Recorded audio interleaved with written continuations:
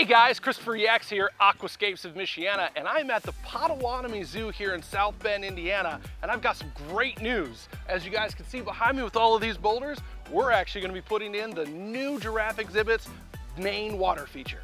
And then everybody at home, as you can see right here, this is where the waterfall is going to be going right there. We're actually standing in the pond right now, or what's going to be the pond, and right here where you see this big hill is where the waterfall is actually going to be coming into the pond. We're going to have a great wetland filter to keep all of this water crystal clear, and we're going to have some amazing boulders back here that we're going to use to naturalize everything. So this is actually going to look exactly like it would in Africa where the giraffes live, and everything is just going to be so naturalized for them, they're not even going to know that they're in a zoo.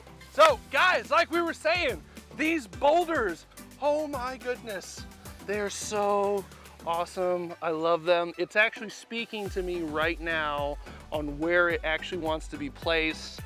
Right now, this one's telling me corner of the pond, sticking upright, standing with the point at the very top.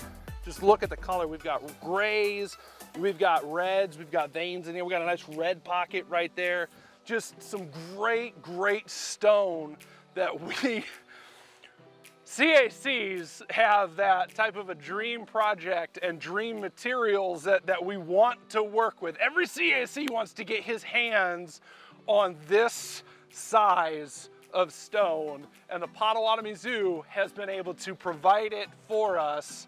And let me tell you what, we are ecstatic to be able to work with these types of rocks right here, because these are just dream materials that we're going to be able to work with. So that is going to be, woo! That's going to be great. So, kind of walking on around, guys.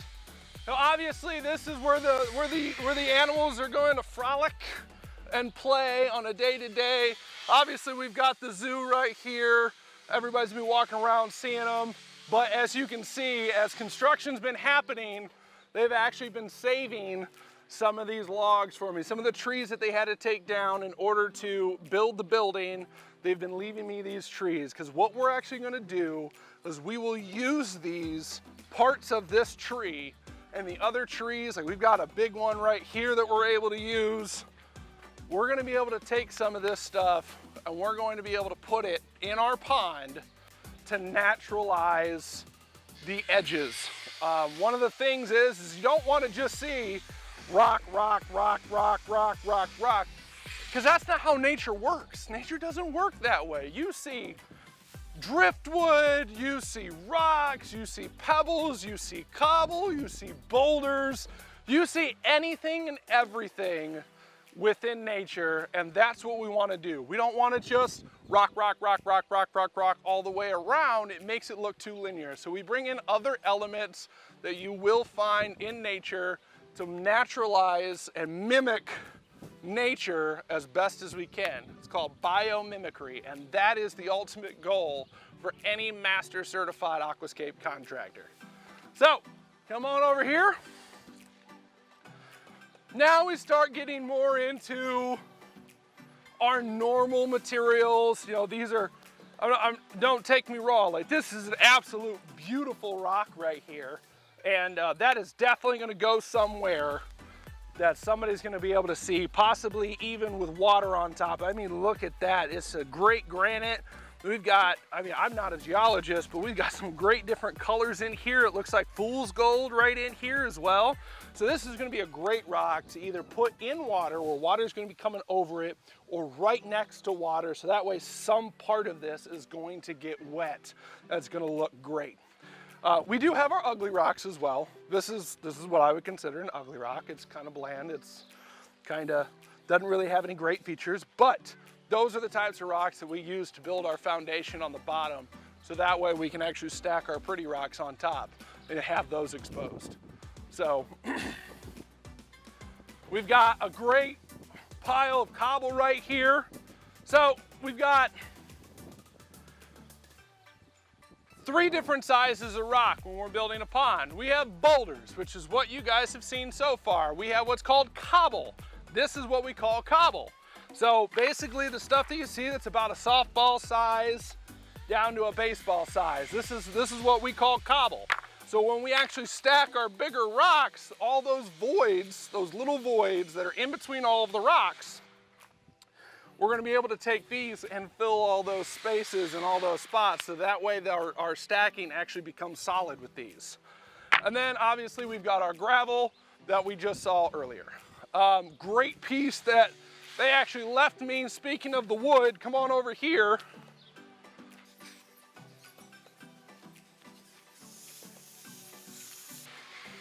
They actually left me this really nice piece of driftwood right here. And my initial thought on this is to actually anchor this to the bottom of the pond with some weights, maybe putting a couple boulders, putting a couple anchors, and chaining it to this, so that way this log will actually float out in the middle of our pond, so that way we're going to get more nature involved in this. Nature begets nature. Frogs, turtles, all kinds of stuff are gonna wanna hang out on top of this log if we go ahead and put this in water. And it's gonna look great. It looks like it's been in water for a long time, so we really wanna keep that element and keep it in water. Another thing that we're also gonna be doing is we're actually gonna be doing some color changing lights. Actually a whole thing of color changing lights. Not only that, but we're actually gonna put it on different zones. So the zoo here will actually be able to incorporate this water feature in the wintertime during their Festival of Lights. And by that, they're gonna be able to change their lights individually in different zones, so that way they can custom create their own light show. I am here with the Executive Director of the Potawatomi Zoo, Josh Sisk. Dude, I just wanna say thank you so much for including my company in this project. It's gonna be so awesome. I mean, this is gonna be an amazing project, and I can't wait to get started. I've got the best of the best contractors in the world coming to help me with this project, and I just want to say thank you for giving me, oh my goodness, Christmas has come early, let me tell you that. Where did you get these? Well, so these were a donation by someone that works at a gravel. What do you call them? At a gravel pit. A gravel pit. Okay. And yeah, this community outreach on this exhibit has been unbelievable. So when they heard that we were doing giraffes and I was looking for boulders, I literally had 2 different companies reach out to me trying to donate boulders. You didn't go to them. They came to you. They came to us. Like that is, dude, that is absolutely amazing. Yeah. And that's one of the special things about the Potawatomi Zoo is I remember coming here as a kid. Everybody who probably works here remembers coming here as a kid, and everybody just wants to see this place succeed and grow and just be able to share and have that community outreach. And it's just amazing that these guys have come forward and done this. Like I told you, because we're trying to get away from all fencing and chain link. We want the public experience to be like you're in Africa. You're going to be standing there looking out. So we needed these massive boulders, as these are literally the fence for the animals. So that's what's great about your job in this. Not only are you creating a beautiful stream and pond, you are going to be what keeps the giraffes actually in this exhibit. So no pressure there. But, yeah, right. Yeah, none whatsoever. None. So I'm just looking forward to working together to be able to be like, I think maybe they can cross this. Let's add a bigger one there. Let you do your design, but we got to definitely. I won't get in your way with that. I can already tell. But, I gotcha. As long as we got containment, we're gonna be good. And let me tell you what, guys, we've got some major machines coming in on this project. I've got 2 Cat 308s. They're both 22,000-pound mini excavators. They're actually the largest mini excavator that you can actually get on the market today.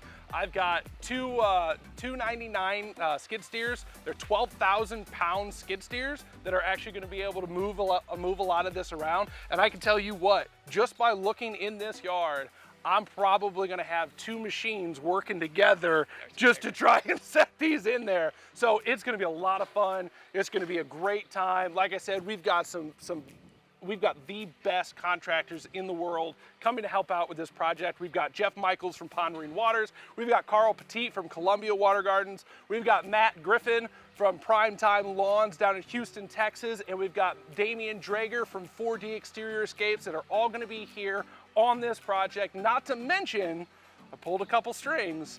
We're actually going to have some of the other aspiring CACs that are going to come up here for a day or 2 just to get their hands in and to be able to say that they did this project. That's great. That's really exciting. That's the great thing about the CAC program is we're all in it. It's just like our community here in South Bend. It's the same thing in the CAC community. We all help each other out on these massive projects. Everybody just wants to learn and just see everybody succeed. So that's exciting.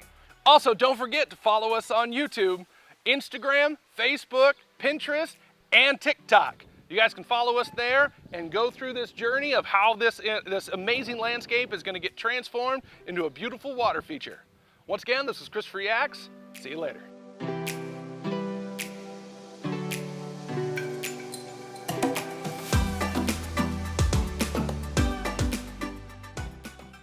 Okay. I can't tell the difference. This, we have a ton of. This just hasn't been rained on, so that's why. The only thing that's different is it's got stuff like that. Yeah, no, that's fine. But this is... Yeah, no, this is fine. This is okay. I mean, it's this whole pot. Basically, yeah.